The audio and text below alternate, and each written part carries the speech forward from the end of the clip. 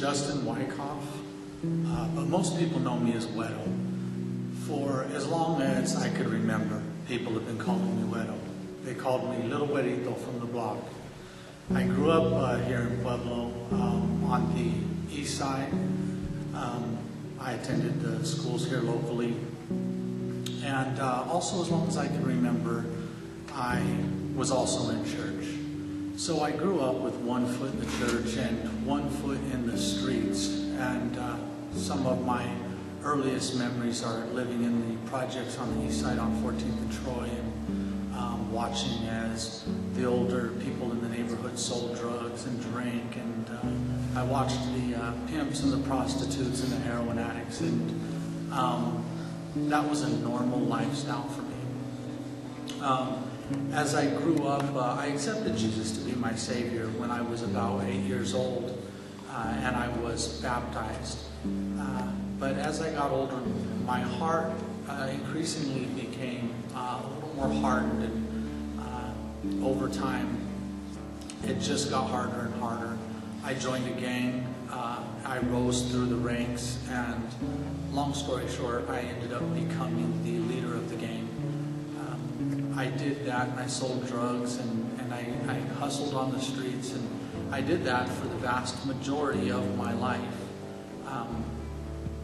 When I was about 30 years old, I was miserable, and everything in life that the world ever told me that I needed to be happy, I had attained, and yet I was still miserable.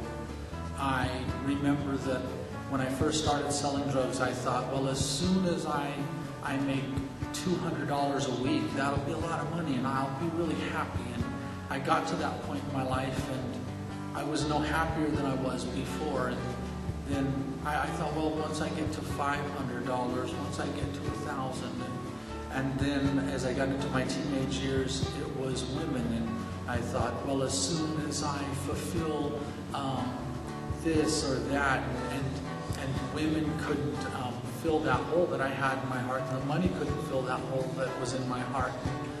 When I was about 30 years old, I had risen to the top of my gang. I was the leader of the gang. I was making roughly between $4,000 and $10,000 a week. I lived in a huge house in Belmont. I had anything and everything that the world told me that I needed to be happy, and yet I was still miserable.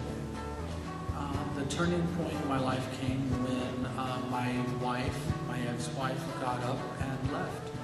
And that was just certainly the final straw for me. So a couple days after she left, I was sitting in my basement, and I put my record player on. I put on a Sam Cooke album, and I had a fifth of Hennessy and a bottle of pills, and the plan was for me to just swallow this bottle of pills and to fade off into the darkness.